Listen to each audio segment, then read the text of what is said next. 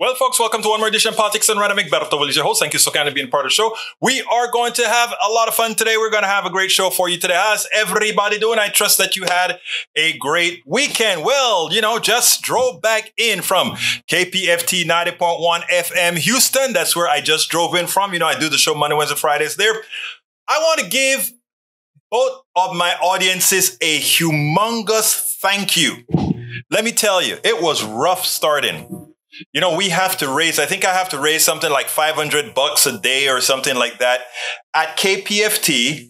My show is 3 times a week, and the time slots, it's a high traffic time slot, meaning noon hour, prime time kind of a deal in the afternoon, driving hours.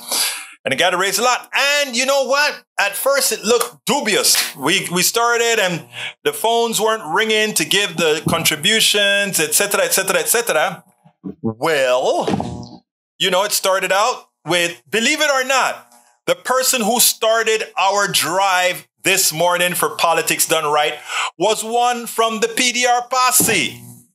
One from the PDR posse who started, let me see if she's in. Let me see. I don't see her here yet. Alistair Waters was the one who was our first contributor to the KPFT PDR posse, to KPFT today. Here's a great thing. She is now a voting member of the Pacifica Network. Pacifica Network has 5 major stations. One in Houston, the one that I'm at, in LA, Berkeley, Washington, D.C., and New York City. And we have about, 200-300 affiliate stations. I don't remember how many. It always gets, even though I'm on the national board, I always forget the amount of stations we have. Anyhow, she started it. And after she started it, another one trickled in. And, the general manager came and he pat me on the back and he said, I know, Egberto, it's a rough day today. We are not doing very well today, Egberto, but, you're holding your own. But you know what we all need to bring in to keep that station viable. And then at the end of the day, just as I'm checking out, I got 3 contributions. It's like the people were listening when they knew that I had to make about $500 per show at KPFT. And by the way, all of this goes to KPFT. All of that goes to KPFT. None of that comes to me like I do locally here. But they, the people, I was honest on air. This is what I need to raise for my channel, this in this particular time slot. And the audience came through for me. And I think I ended up at 510 or something like that.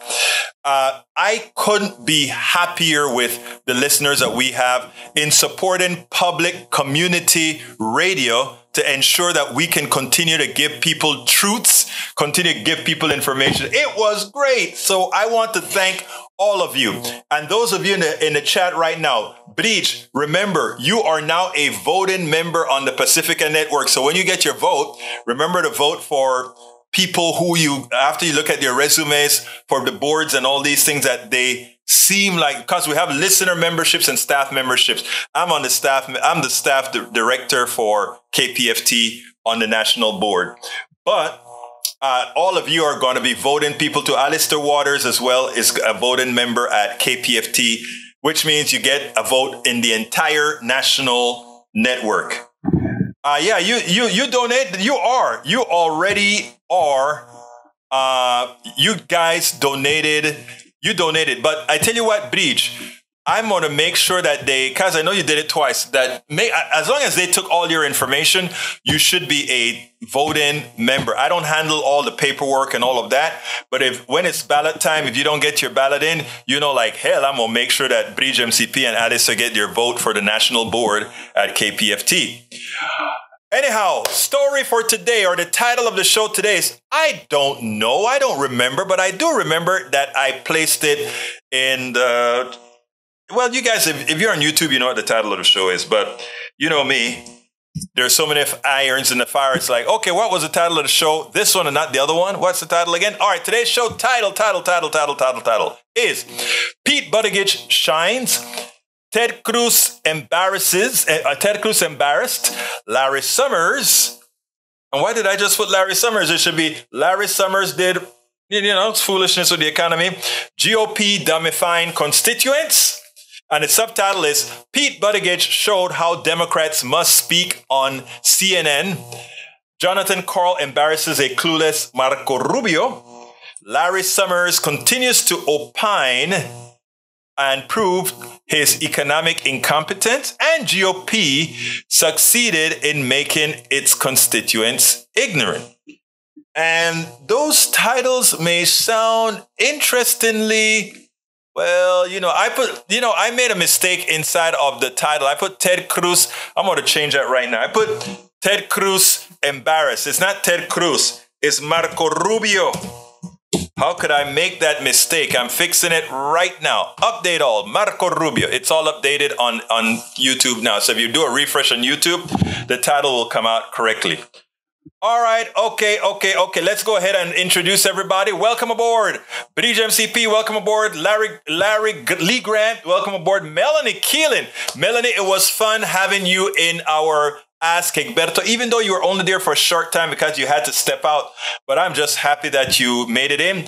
Julie Henderson, our latest Patreon member. Thank you so kindly for being here, Julie Henderson. Love having you here. Likewise, I trust that all is going much better, my dear, beautiful lady. Buttigieg MCP, welcome. May Wood is in the house. Eric Hayes is in the house. Eric says, great, Ask Egberto. You guys missed out. Yep. Eric was there at Ask Egberto, and we all had great constructive discussions. Michael Sousa is in the house. He says, Pete Buttigieg shine. Really, the guy is never at work. That's not true, Michael, brother Sousa. Stop listening only to right-wing news, brother. Come and listen. Well, you're here, so what can I say? I want to thank you for being here, Michael Sousa, because given your comment, it seems to me that there's a good chance that you don't particularly like, folks in the Democratic Party. But I know you love politics done right. Whether you like me or not important, as long as you like our environment of being together and learning together. Chris Baker, welcome aboard. How could you make that mistake? Ted Cruz has no sense of embarrassment. I know you're right, Chris Baker. You're absolutely right. Eric Hayes says, Maywood would care show weakness and that in any side, even bad oranges meant weak. Oh, God. Eric, let me tell you guys, all of you listening, Eric is not the same person when he's actually not in these commenting rooms. Actually, he has his own very strong opinions, but he's great. That's all I'm going to say. He's great. All right. Let's see what else we have. Lee Grant says, Gilberto, I saw how you were able to get words like transportation, Buttigieg, and deflate all in the same sentence. Was that ingenious or what? Tell me about it. Tell me about it, Lee Grant. All right, we got Julie Henderson says the China balloon was Trump's Amazon order. I know they brought it there, but it kind of missed Florida by 2 states, right? But anyhow, that's okay. Anybody did I forget to call? We had Eric Hayes, Buttigieg MCP, ATL, Paul Fleming checking in. And of course, we have Melanie Keelan from Barcelona, Spain. And we have Michael Rudnin, who is in the house, as well as E2247. Let's see, who else did I miss? Lee Grant, I called out. I'm going scrolling up. Yvette Avery Herod. I love me some Yvette because Yvette is our union hero. From the time I got introduced to her, I had this gravitation towards her because she is an activist, and she's lived through so much of what corporations do to union folks and folks that are trying to make life better for other workers. So great to see you here, Sister Yvette Avery Herod.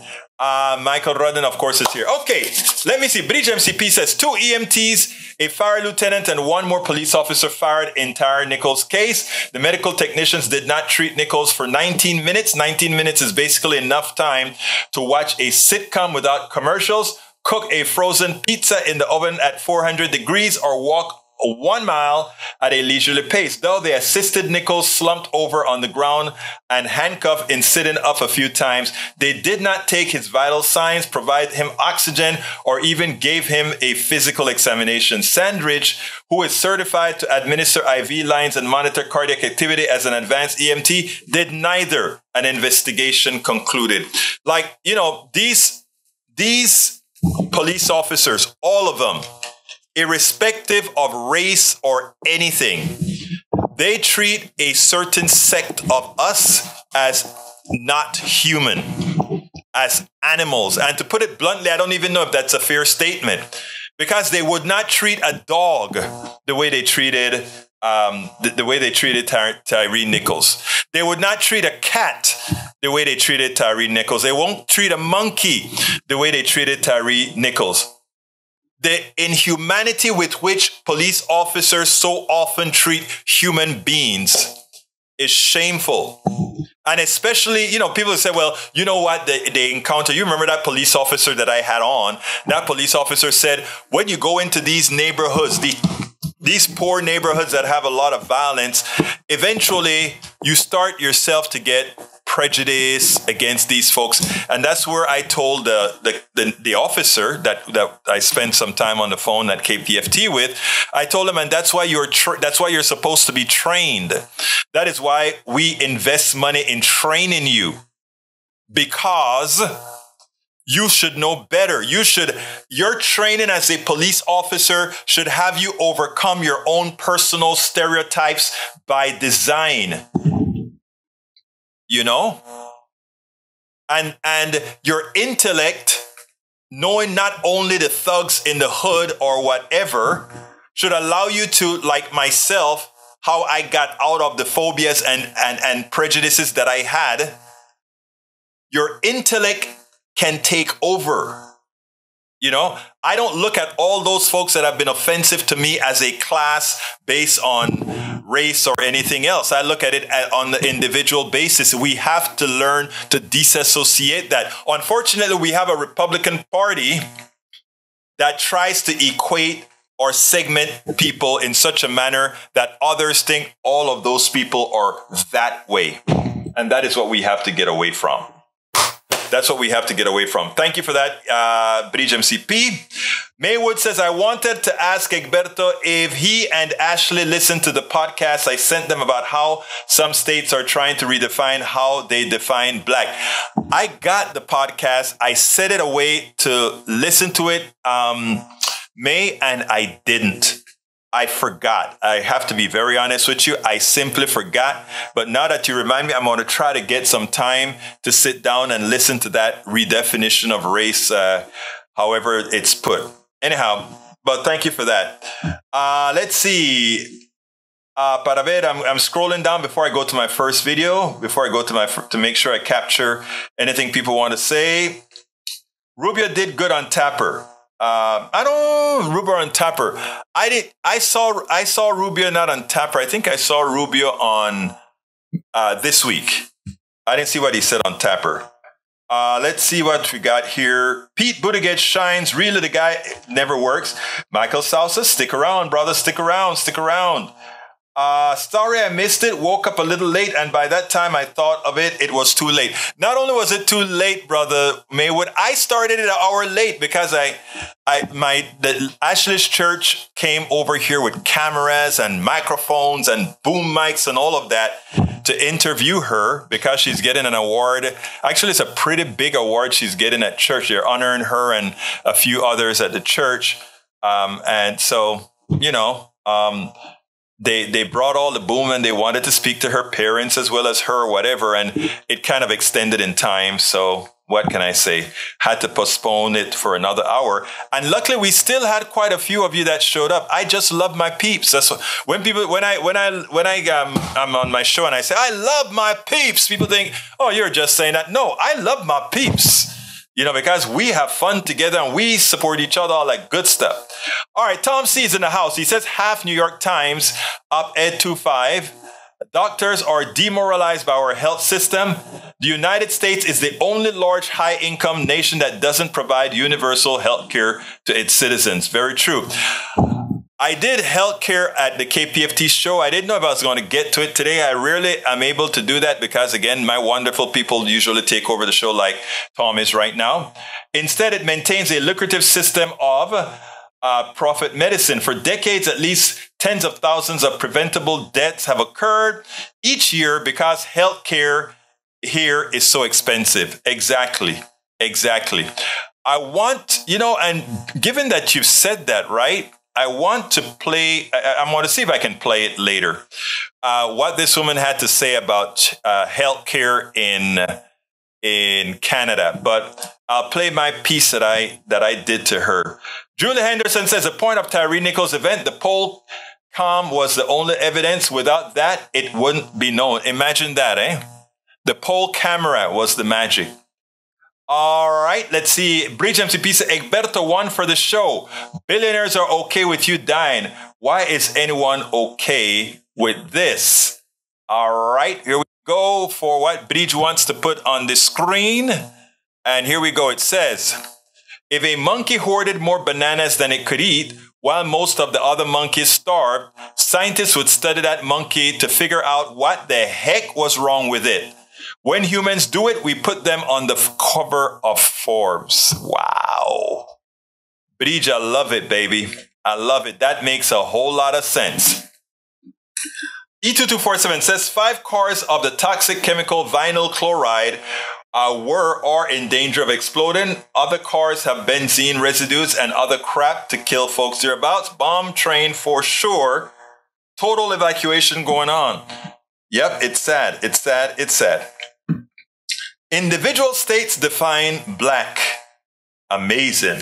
I don't know what you mean by that, Brother Grant. Explain what you mean by that. Julie Henderson says, Bridge, all good. Possible pulmonary embolism. Follow up with cardiologist. Huh? Oh, what is that about a cardiac embolism? You're going to have to tell me a little bit more about that. Did I miss a message or something? All right, Eric Hayes says, Pete can't even get potholes fixed. Again, following right-wing media, be careful. All right, Maywood says, well, I'm afraid I need to get going. Things take to care of later, everyone. See you tomorrow. Thank you for just showing up here, Brother Maywood. You know, the fact that people have other things to do and just kind of make a show in here to say hi. Love my peeps. Thank you so kindly for even showing up, sir. And of course, Julie says, Chris Micah, Ilhan Omar will still retain her unofficial foreign affairs position because she is respected worldwide. Exactly. Bri says, Egberto, remember Julie had a heart attack? Yes, I do remember. But But what is it about the pulmonary embolism? Two different things. The heart attack is a blockage in the heart. The pulmonary embolism stops oxygen. I guess a pulmonary embolism can cause a heart attack. Okay, stand corrected. All right, let's go to our first video. The first one that I'm going to do has to do with Pete Buttigieg, because I love the way Pete Buttigieg took care of this. Check this out. Then we'll take it on the other side, my peeps. Pete Buttigieg, Transportation Secretary. He is President Biden's best spokesperson. And I think this guy should be on every network, every day, just talking about Biden's policies. I want you to take a listen to this, and then we'll give a slight analysis at the end. Check this out. We'll take it on the other side. He'll be 81 on Election Day in 2024. Republicans such as Ron DeSantis and Nikki Haley are already seeming to make a generational argument. You made a similar generational argument when you were running against Joe Biden for president yourself. Are you worried that it could work in 2024?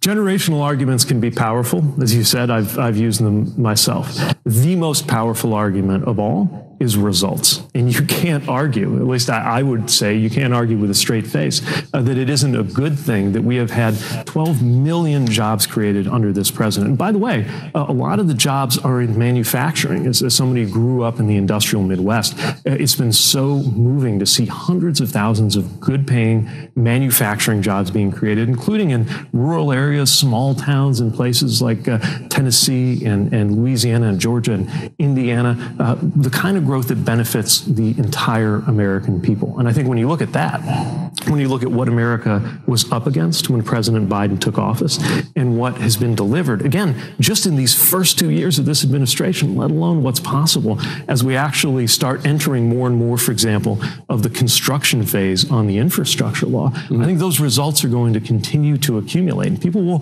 toss whatever argument they can into the mix that they think is going to benefit them the most. But at the end of the day, you can't argue with the extraordinary accomplishments, more than almost any other modern president that President Biden has achieved, again, under the toughest of circumstances.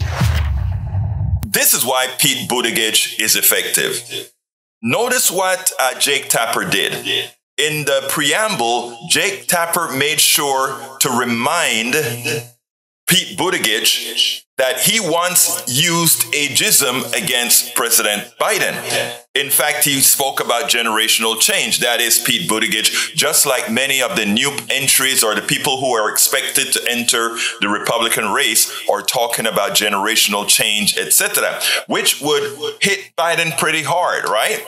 Because he's going to be 81, I think, if he's reelected. Now, watch what Pete Buttigieg did. What he did was he first said generational change is in fact important.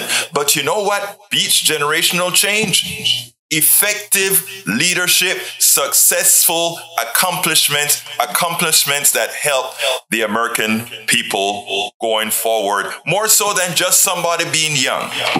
But the second thing he did is how he pivoted. He pivoted from the ageism question, the question of age, and then immediately moved into the successes of the administration. But he didn't only do it as the successes of the administration, but the localized successes of the administration. In other words, how it affects Indiana, how it affects Tennessee, how it affects Georgia, how it affects Michigan, how it affects all these areas where he knows that the Republicans are going to go in and try to create a narrative not only on ageism, but on the success of the Biden administration. So he brought that immediately. These are where these items are running. And then he didn't make it a one-stop issue. In other words, it's not we passed the law, we got the spoils, and it's over, next item. He made it clear that all these issues all these policies that were changed in this administration are going to be in effect over time. So a lot of them are coming to fruition this year. A lot of them will be coming to the fruition next year, so that we will have an ongoing, a constant feeding of these policies. Very effectively said, without any major emotions, just in a manner that somebody drinking a cup of coffee will say, oh, yeah, that's right. When somebody goes into the voting booth and they have a new guy to vote for, and maybe this older guy that, he's kind of older, well, you know what? We know what we got. Now, after all that is said, I think it's incumbent on Democrats to have a backstop. It's incumbent because, after all, the guy is going to be 81 if he gets reelected. And the backstop should be Biden has to be a part of watching where he's at from a health standpoint and be given cues, not necessarily publicly, but internally, for someone who can effectively take on the mantra to win. Now, you guys know where I come from. I want somebody much more progressive than President Biden. But again, any progressive coming into the fold has to pre-sale. We know most Americans are progressives, but the way the narrative goes, they are fearful of whenever a real progressives come into the fold. It is incumbent on progressives to sell their message in a palatable form to the vast majority of Americans that tie it into what they want, because we know what progressives are selling is exactly what Americans say they want to buy. Great job by Pete Buttigieg, best spokesman in the administration. 10 out of 10 this morning. Absolutely so. Absolutely so. Anyhow. Deborah Moyer says pulmonary embolism can go anywhere to cause damage. Thank you that. But then Julie made sure to school me. She says a heart attack and pulmonary embolisms feel similar. So I imagine you're not sure if you had a heart attack or pulmonary embolism. That's what I'm assuming based on your answer. Anyhow, Tom C says, hope to Julie, hope you're getting better. You see, I like this community. We all communicate among each other. No, we're family. Anyhow, continuing, we got E2247 says 40% of animals and 34% of plants in the United States are at risk of extinction, while 41% of ecosystems are facing collapse. Terrible. First report of its kind. But he says, Egberto, did you get to watch? And I think not. Why did you think not? Actually, you're right. I didn't watch it yet. Wait, hold on. I'm saying I didn't watch it yet, like if I knew you sent something. Please tell, when you send me something or that I need to like watch right away, Bridge or something, don't forget to send me a text. You got my stuff. Because usually you give me some great stuff to take a look at, beautiful. All right, let's see what else we got here. Lee Grant says, May mentioned the podcast about redefining black. That's what you're talking about, Lee Grant. I got to check out the podcast before I really know what it's talking about, but thank you for putting that up. All right, we've got, what else? Did I miss anything? Anytime I go scroll past anything you guys want me to talk about, remember to just throw it in the feed again. All right, Michael Ronin says EABC News. I did that. He spoke about that already from E2247. Those toxic trains that derailed. Look, that we transport toxic chemicals by rail, just one of those things we probably have to. The one thing I want to get out of that story, however, is some people try to give the belief that the only people that make errors are government, we the people. But we the corporations, look, errors are made. And this could be, it's a bad thing. It could be an error that was just something that happens. We take care of it. We make sure that we take care of our surroundings and we clean up the mess that we created out of this crap. Anyhow, moving on. ABQ also put East Palestine, Ohio Fire Department Chief Keith Drabick said at a news conference, we had a drastic change in the chemical inside the tank cars that we've been concerned about and watching all day, the vinyl chloride. We are at a risk now of catastrophic failure of that container. Measures are being taken to try to control that and prevent that. Oh, if they come out and say that now, that stuff likely is going to blow. I didn't know that chemical was unstable. Learn something every day. I didn't know that chemical was unstable. Okay, let's see what else we got here. Michael Runner says, Michael Settles, conservatives. I saw something from Michael Settles says, if you had our financial portfolio, you could throw your penny jar away. Quit flattering yourself with inane. FFs, if you had our financial portfolio, you would throw. I don't know what Settles is talking about, but once you mention the word portfolio, you kind of pique my interest because, you know, when we start talking about these issues, I guess, let's see, Michael Settles says, he should start with a fat mouth little man. Quit flattering yourself with inane gibberish and supporting your oppressor, you. Okay. All right. I'm trying to follow this down. Michael Settles, conservatives have an unfortunate pattern. If they can be convinced they are better than someone else, usually because that someone else has been stepped on, they'll support whoever it was who said they were better off, even if such was a comforting lie. You're busy, Bridge MCP replies. Yeah, Bridge, but look, yeah, I'm busy. You're busy too. Everybody here is busy. You know, this is what I chose to do. You do other things. We are all busy. No one busy is better than the other busy. You know, no busy is better than the other busy. All right. Let's see what else we got. Daniel Ledo is in the house. He says, Michael Settle, why so angry, bro? I love how Michael run in. I love Michael. Michael would tell you, why are you so angry? And I bet if we voted on the angriest person in the room, I bet, Daniel, you will come in a close first or second. I bet. But you're family, man. All right.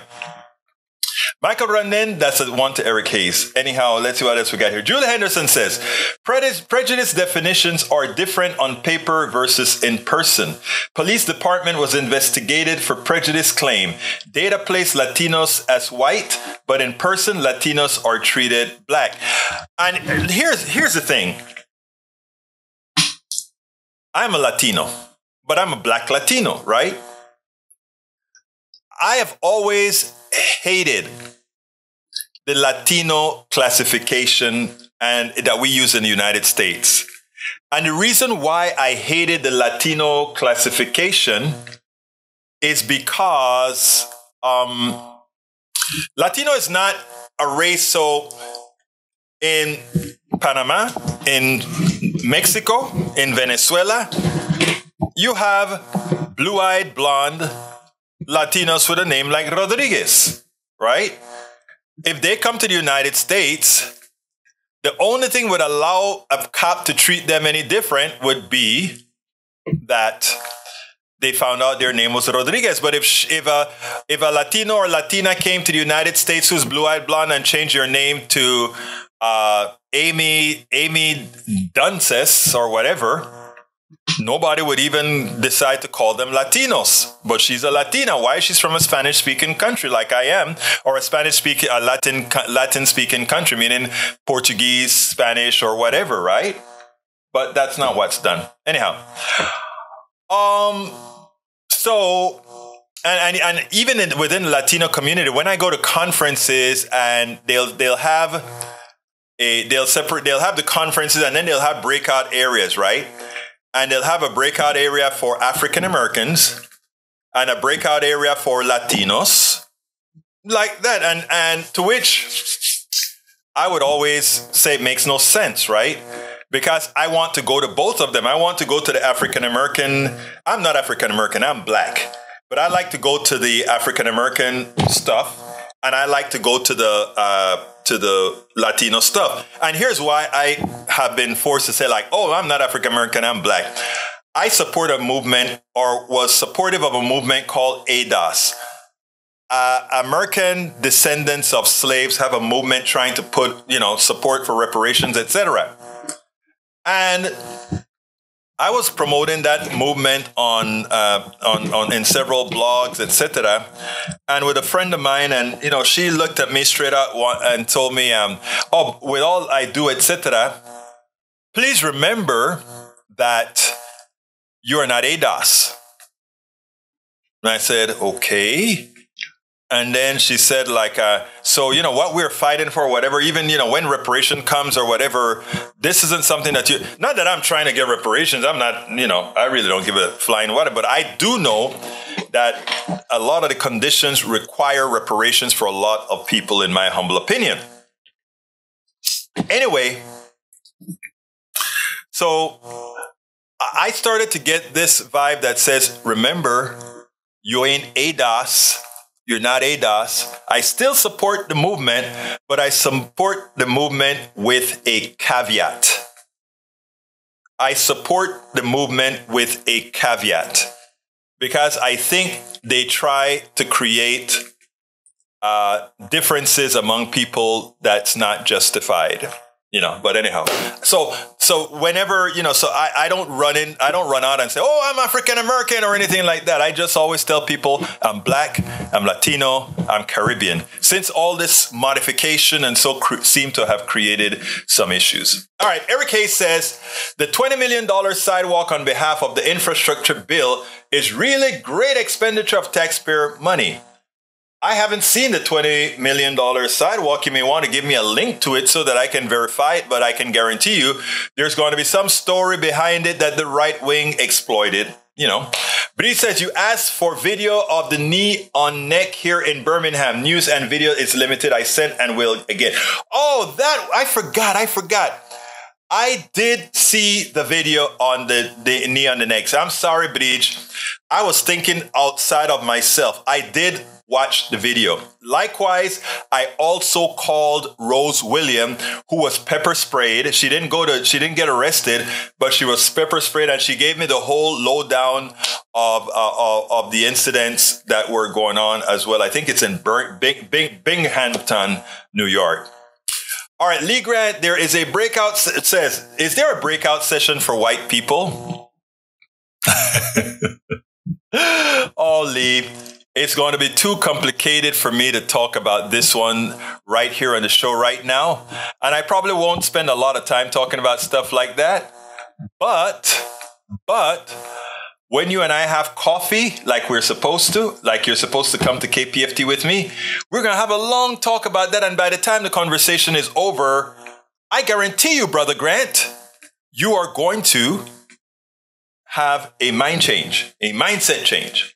All right, let's continue. Eric Hayes is talking about a heated sidewalk project as well as necessary repairs. I mean, it's not that bad of an idea, especially a proof of concept. What's the beef? Don't know. ABC News, Hillsborough County leaders approved $20 million for sidewalk repairs. Okay, I'll read that story afterwards. Buttigieg MCP gave me the ADAS Foundation statement. Thank you, guys. Next video, let me go give a startup.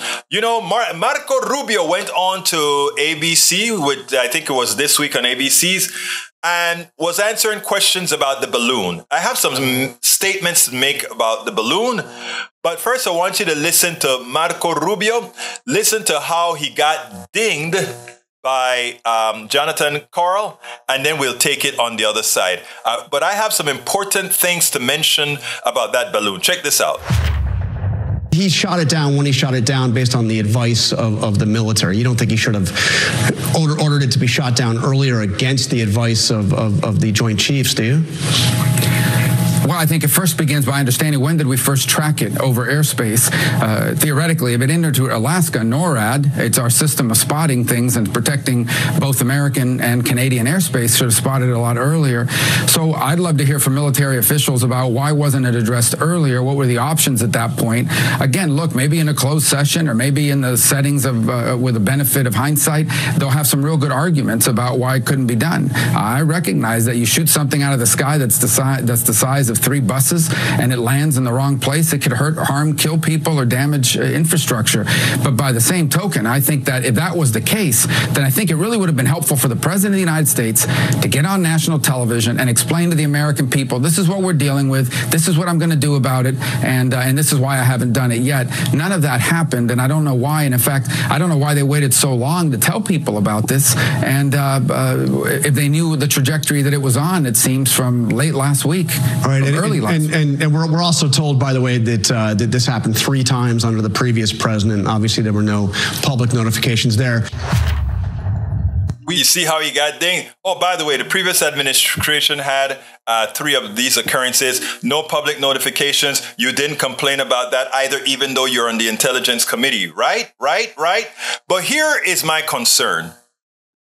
Under the previous administration, that information wasn't released.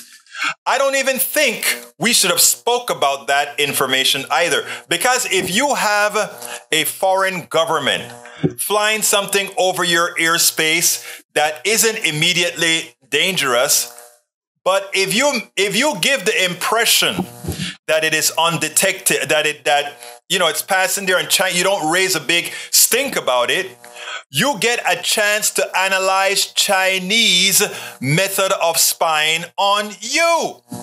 So by the Republicans making a big hullabaloo of this, what they've done is hurt the American people, hurt our spying capabilities, hurt the ability that we had to learn further from this. Example, I write software. Not only do I write software, I used to write software for microcontrollers. And there are things in there that we can write to destruct code and all of that. So here's the deal. They hope to pass undetected, right? There's all this commotion about this spy balloon. Now, China now realizes we are caught red-handed. Suppose there was some sophisticated equipment in there to do something we never thought about doing. We don't know. So what happens then? inside of the microcontrollers that are figuring information, we fry it. And I'm not talking about with explosives or anything like that. We have circuitry in there that fries our code so that it cannot be reversed engineered.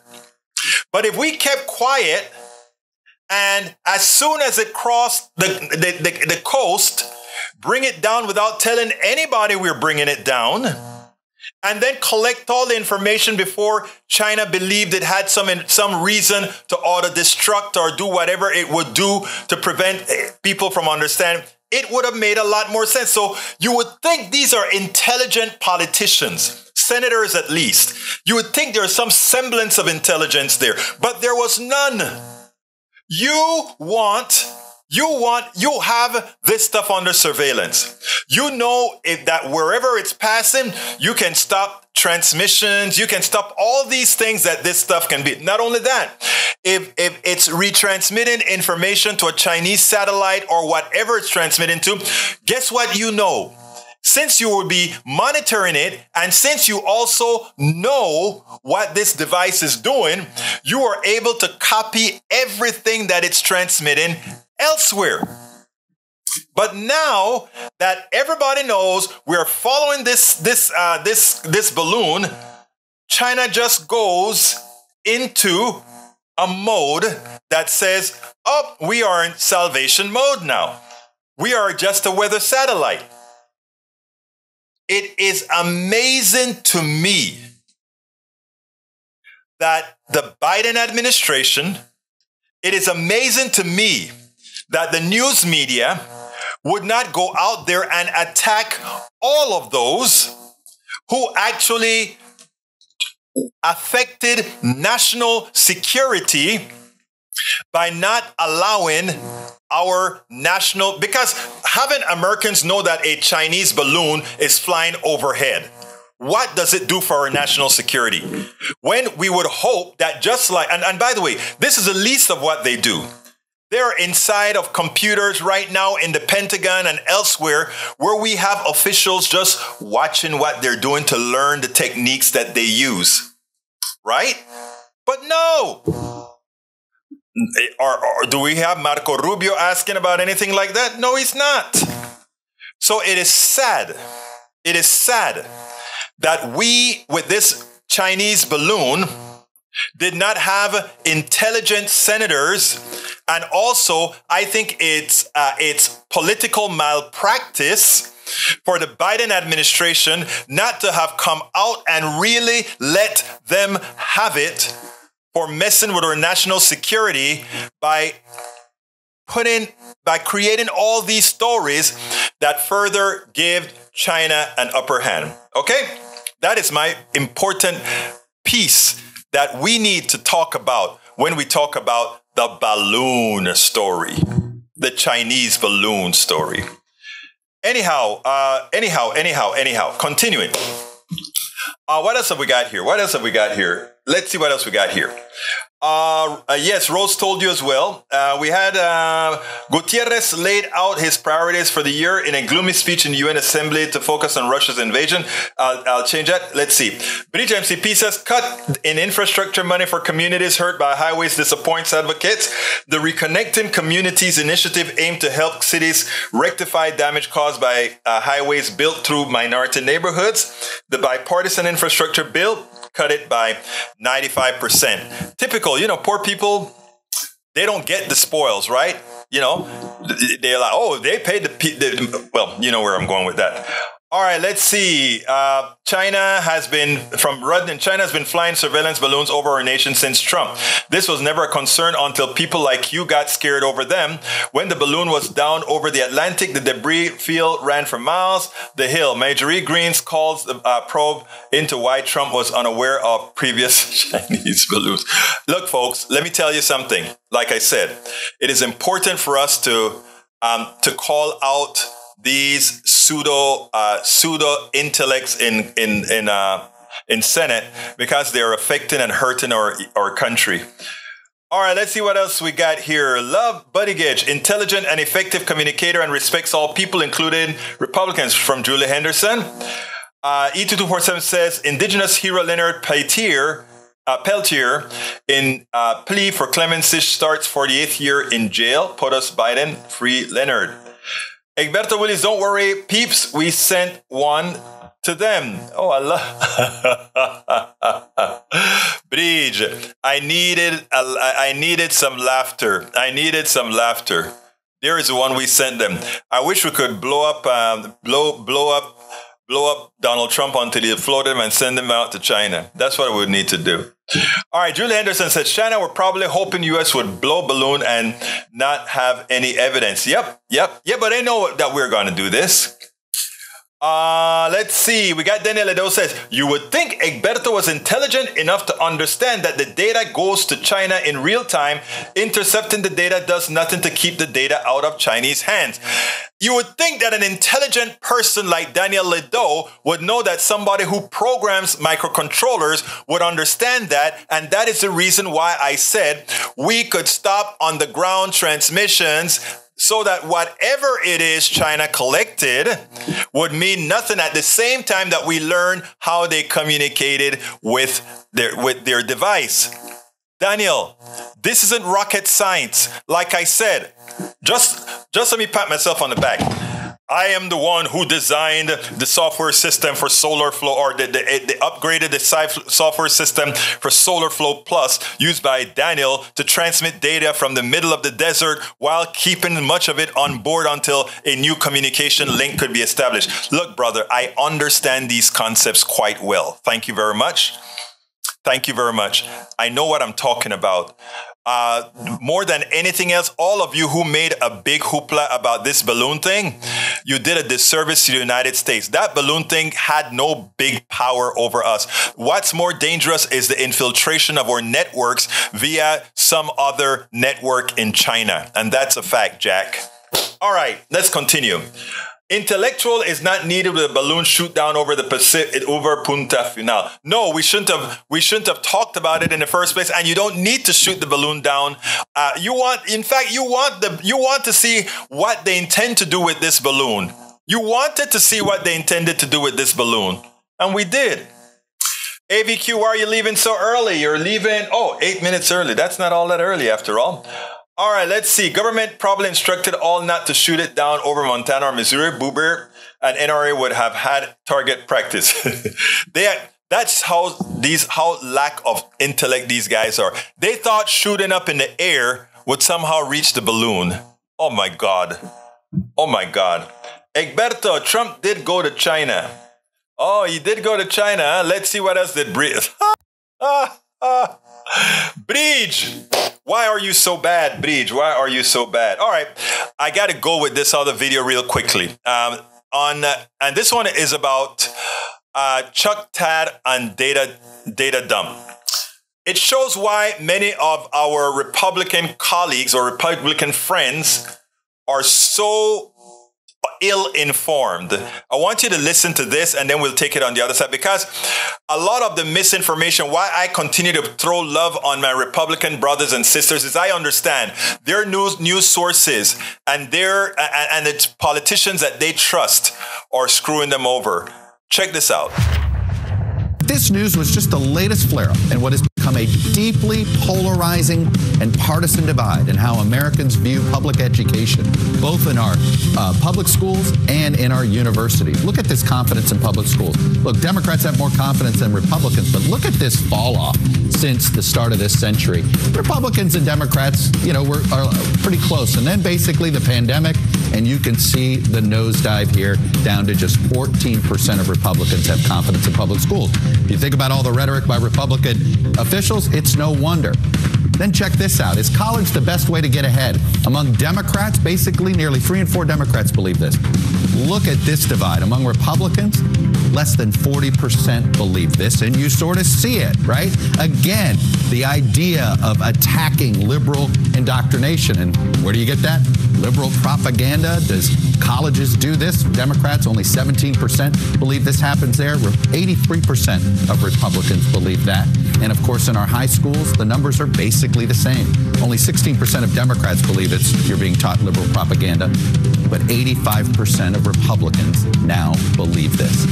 talk about a divide. This is a massive one, and it's taking place at every local public school in the country. Up next. And that is a problem. Remember the Know Nothing Party? The current Republican Party is creating something that is much more dangerous than the Know Nothing Party, right? And it's sad because when you hear the type of idiocy that comes out of the mouth of otherwise intelligent people, you understand that what we're looking at is the decline of a particular sect in this country. And the decline of a particular sect in this country is it's not something we want to laugh about. It's not something that we want to cherish. It's not something that we want to just say, oh my God, so look how stupid these people are. They're not.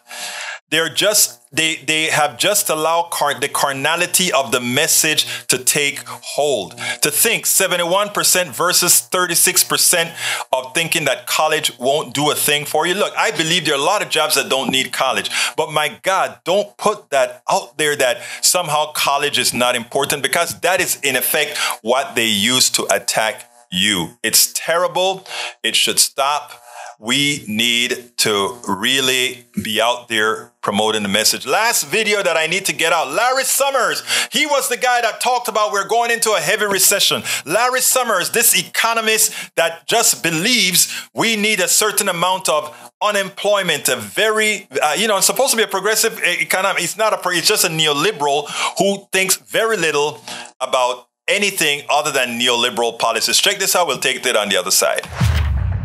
For the last few months, that the people who felt a soft landing was likely had gotten very optimistic. Somebody like Paul Krugman was saying, all the evidence is pointing in the direction that inflation has cooled. But in any advanced industrial economy, wage inflation is the most important thing. And does this tight job market get 2 vacancies for every person looking? Does this show that you still have a real inflation problem? Fareed, you're asking the right question, and nobody can know the answer for sure. I've said often that soft landings are, as Samuel Johnson said of Second Marriage, the triumph of hope over experience. But from time to time, hope does triumph over experience. So it looks more possible that we'll have a soft landing than it did a few months ago. My continued fear, though, is exactly the one that you described, that we had a set of inflation indicators during 2022 that were very strong, that have now come back to earth, but they're still too high. They're still unimaginably high from the perspective of 2 or 3 years ago, and that getting the rest of the way back to target inflation may still prove to be quite difficult. So I'd say I'm encouraged, but it would be a big mistake to think that we were out of the woods. So one of the things that people wonder is, suppose we end up in this situation with 3.5% inflation as the kind of norm rather than 2%, which is what most central banks target. Is it worth triggering a recession to get inflation down? How should we think about that trade-off between unemployment and inflation? So I think the most important thing to recognize about that trade-off is that it's a trade-off between short-run reductions in unemployment and permanent changes in inflation. And so the benefit we can get from pushing unemployment low is, on almost all economic theories, likely not to be a permanent one. But if we push inflation up and those inflation expectations become entrenched, we're going to live with that inflation for a long time. And that is what makes Larry Summers completely wrong. He could be the most educated economist, but he's an educated economist in a particular economic system that doesn't have to be. So you may know everything he knows about a capitalist structure of this type, but what he fails to tell you, listen to what he says. Very low unemployment is probably short-lived, but high inflation is probably likely long-lived. Both statements in an economy that's based first on human beings and not capitalism is a false statement. And here's the deal. We can always have everybody employed as we want to, because employment not handled by the private sector can always be taken over by the public sector. And secondly, inflation, we can put on windfall profit taxes onto these companies that give them an incentive not to inflate prices, because the money is not going to be, since they're not going to be reinvesting the money into production, it'll come right back into the country's coffers, because after all, it came from the people themselves in an economy that we created, in a society that we created, in a society that we protect with the military created by all of us. So it's not about taking away, it's taking away the spoils from those who pilfered said spoils. But you know, we don't have an economy like that. We have an economy that says we can take advantage of people as we please. Turns out it's 4 o'clock and I didn't give an ask.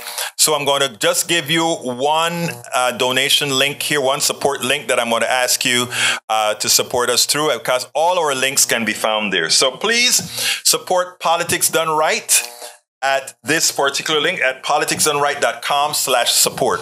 I ask you so kindly to either buy a book, several books, or go to our stores, go to go sign up for PayPal, Patreon, YouTube, Facebook. We have many methods of which you can support us. We do need your support. We cannot do this without you. I trust that you'll go to politicsdoneright.com/support and find some way to support our program. For all of you that spent some time with us, whether you decided to leave us some, let's say, Egberto Willis, don't forget to charge on FB. To change on FB, Ted Cruz embarrassed. I will change it. Thank you so kindly, my dear, beautiful British MCP. All right. Folks, I got to get out of here. My name is Egberto Willis. This is Politics Done Right. Nanette Bird Smith, how you doing, my beautiful lady? This is Egberto. Let me end it the right way. My name is Egberto Willis. This is Politics Done Right, and you guys know how I end this, baby. I am what? Out. Where is it? There it is.